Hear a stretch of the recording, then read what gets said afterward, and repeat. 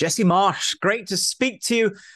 How was the off season? Did you enjoy the holidays? Did you have time even to enjoy your holiday?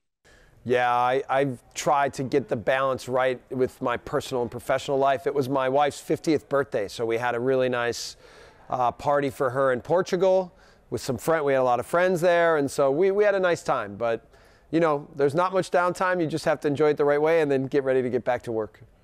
Yeah, but even if you're on holiday, be honest, can you actually switch your mind off? Yeah, I can. There's no problem with me with that. I know for me, mental health is really important, and I have to enjoy my life. Okay, that's great to hear. Looking back at last season, though, you came in, obviously saving Leeds from relegation. I mean, in terms of career achievements, that must rank pretty high.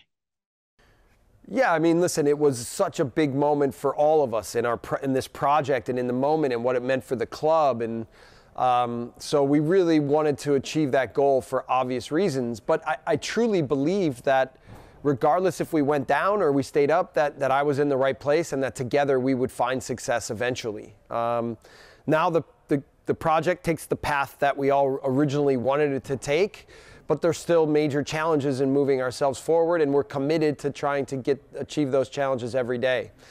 In terms of the biggest achievement, you know, in the U.S., we only think about first place. And so at the end, when we were celebrating like we won the cup for 17th place, it was a little bit of a weird feeling. And for sure, we want to make sure that we're not in that position again this season and that we can take steps forward so that we can continue to bring this club to where we believe it belongs. You know, prior to speaking to you today, I tried to understand your character a bit more. And then I started watching videos of you playing for Chicago Fire. And you're a man who has character. There was the scuffle with David Beckham. It was an interesting insight to how you think. And I get the impression you want your players to have that same sort of character and personality of traits in the field and the way that you did, because no one seems to like you if they're playing against you, which is a good thing, by the way. Yeah, I would say as a player, I was not very liked, but I didn't care about being liked. I cared about winning. I was a competitor, and I think probably in those videos came across that way. As a manager, it's a little different. Like, obviously, I'm very competitive, and on match day, the juices are flowing, but I'm much more about development. I'm much more about a proper atmosphere and challenging young men to grow and develop. So, you know, I try to find the core of who I want to be as a leader and as a person and make sure that I manifest that as a manager and that our team does every day as well. So I'm lucky here to have a club and a fan base, I think, that resonates with the things that I find important in a team, which are hard work, dedication, commitment to each other, doing whatever it takes on the day to gain an edge and be successful. And that's what our fans here demand. And I think we have a player pool also that understands that very clearly. So I've enjoyed my short time here at Leeds United already, and I'm hopeful to be here for a long time because I think it's a really good fit for me. Are you the type of person that wears your heart on your sleeve in many ways? Because there's another clip I saw, and I love this, by the way, the American way of taking penalties in the past to settle matches, running from the halfway line and all that. There's one you score for Chicago Fire. I was watching the expression on your face, and I'm thinking back, seeing you on the touchline as well. You seem like a really passionate individual. Yeah, I would think I'm emotional. The heart on my sleeve idea or moniker resonates me with for sure. But I also try to be very clear with what we want to be as a playing philosophy, as a club, what our identity is. But a big part of the identity for me is the mentality to fight until the end.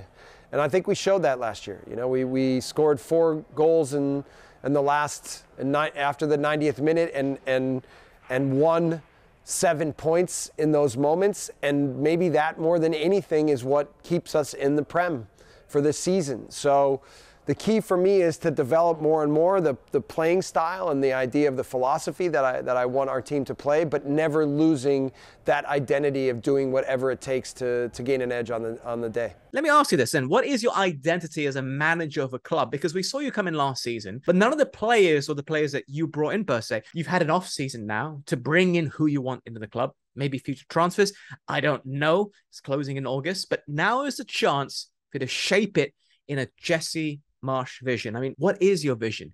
Because I find it very hard to go by preseason because, Yeah. honestly, I don't think it's the same as a competitive match.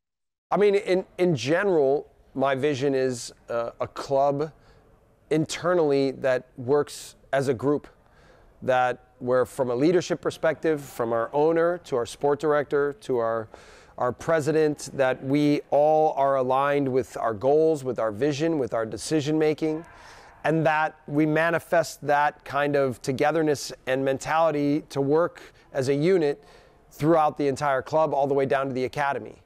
Obviously, the playing style, I think if you've watched my teams over the years, it's about pressing, it's about playing proactively, it's about imposing our will on the opponent, but in all phases of the game to be very clear with how we want to tactically manage moments, and then with set pieces to be very good defensively and very aggressive offensively, and always find an edge in the set piece duel on the day. So, yeah, I mean, trying to create a full 360 view of what we want to become and putting that to practice every day.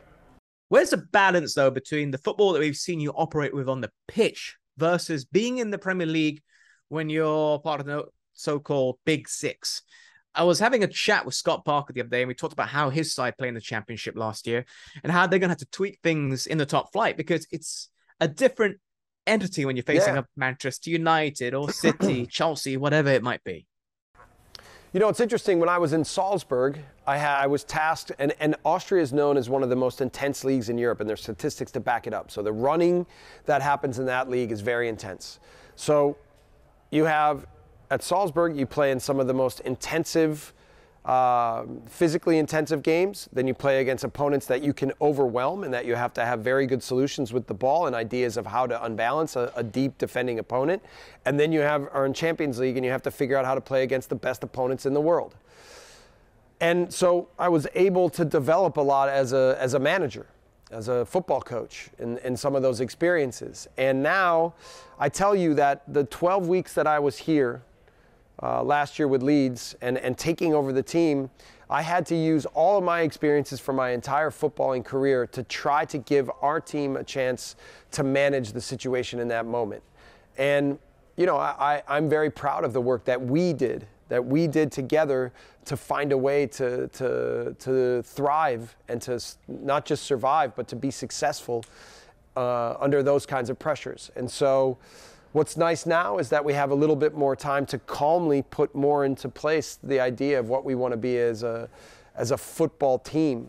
But again, the identity of what we are as a club and as a unit to do whatever it takes has to always remain. So there's a phrase on the side of our building that says "side before self" every time. And that resonates with me completely, and it's the demand that we put on each one of us every day to be at our best.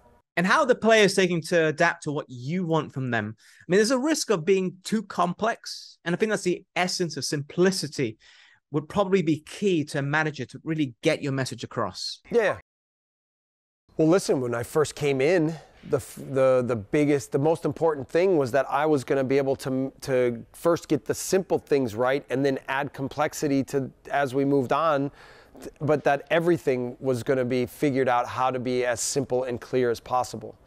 That was creating that strategy in the first place from day one, and then implementing it day after day, I think allowed us to get to the point where at Brentford we had our best match of the 12 games I was with the team. Now the goal is to continue to add complexities and build off of what we established on the foundations we established, and do it in a way where we can really become what we want to be without the intense stresses, exterior stresses. Now, regardless of what you say, where we're at with our team, every match in the Prem is at a very, very high demanding level. So the margin of error is thinner than anything I've ever experienced. But I love it because it demands the best out of me and us every day. And so there's no room for excuses, selfishness, distractions. The concentration and focus and discipline to be at our best is here. It's here and needs to be here, and we push that every day. One area, though, which would extend far beyond you would be the medical issues, which the players have suffered with for the last few seasons, injuries. How are you going to try to negate that as an issue this coming season? Because there's already 1 or 2 in preseason itself. Yeah, I mean, we work really carefully with our players to get the balance right of pushing their fitness levels and their intensity levels on their work every day, but doing it in a way where we're not overexerting them and stressing them in a way that's risking injury. That's a really delicate balance to get right. I have some experiences in doing this because I've worked with this playing model and training methodology for many years now.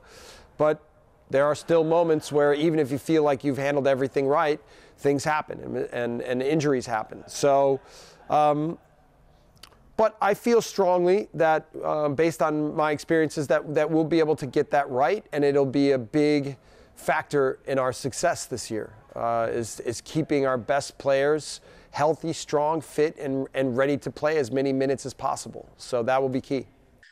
Okay, I'm just going to ask you a few more questions about you. I mean, how did you get into football in the first place? At your time of birth, growing up, it wasn't the biggest sport in America, and I know it's growing really fast now. Now, this is an answer that always fascinates me because I've worked with a few U.S. internationals, like Brad Friedel, for example, getting his side. So I want to know your story.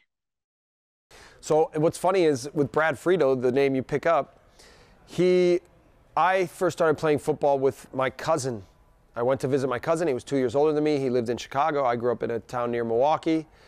And we were playing in his backyard, and I told my parents I wanted to play soccer. And my cousin grew up playing with Brad Friedel. Really? Yes. Are you serious? And then Brad moved to Ohio from Chicago when he was young, but there's a connection there. But yeah, I mean, you know, some of us just sort of most young American kids played lots of sports. And some of them gravitated and were a little bit better, enjoyed certain sports better than others. And for me, it was our sport, football. And I was lucky enough to be sort of naturally gifted at it, and it really drove my passion. I'm going to have to message Brad what you just told me. I think good. He said he managed against you once as well. Yeah. Yeah, that's an amazing story. I can't believe it. How small, considering how big America is, for that to actually have happened in the first place. Yeah. Off camera earlier, you told me you've been to Malaysia. So I'm just wondering, like, what memories do you have coming here? So, well, yeah, a dream of mine was always to see the towers, the Petronas Towers, right? So I took a trip around the world with my family when I was in between jobs. My children were 11, 9, and 5. We took a bus from Singapore to Kuala Lumpur. And actually on that bus, we lost our iPad. And that had all of our information on where we were staying. And so when we got to the bus depot in Kuala Lumpur, I kind of looked around and we kind of went one direction or the other, and we luckily found it. We loved Kuala Lumpur. One of our most amazing experiences was going to the National Mosque, which for anyone who is from Kuala Lumpur, it's clear what that is. And for anyone who's visiting, you have to go. It's an amazing place. It's massive. It's one of the biggest in the world. And we actually had the chance to speak to the National Imam when we were there, who was incredibly gracious with his time and kind of helped us understand exactly how everything operated there and what his role was in the country. We also went to Batu Caves, which, also an amazing, amazing place. So yeah, I mean, I have really, really fond memories of a lot of the amazing sights, the people, and then you spoke about the food. For me, Malaysian food and curry and everything is absolutely amazing. So yeah, love Malaysia. Yeah, Batu Caves is one of the go-to places every time we fly an ex-footballer down. They always want to go up. Yeah. And I get dragged up all those steps as well. How many steps? It's like over 300 some steps, I think, right? Yeah, I can't remember the exact number, but it feels tiring. Just out of interest, what year was this? 2013. And I was there in probably January, maybe February, early February. But the weather was great. People were amazing. Food, I mean, really, my family, we had an amazing time. Also, just like, the weather here in Malaysia during the months of January and February, much better than it is over in the UK. I think so. Jesse Marsch, I want to wish you the best of luck for this season, and I'm really looking forward to seeing you at the side of the pitch one of these days and having a proper chat. All right, and thank you to all our fans, Leeds fans there in Malaysia. MOT, baby.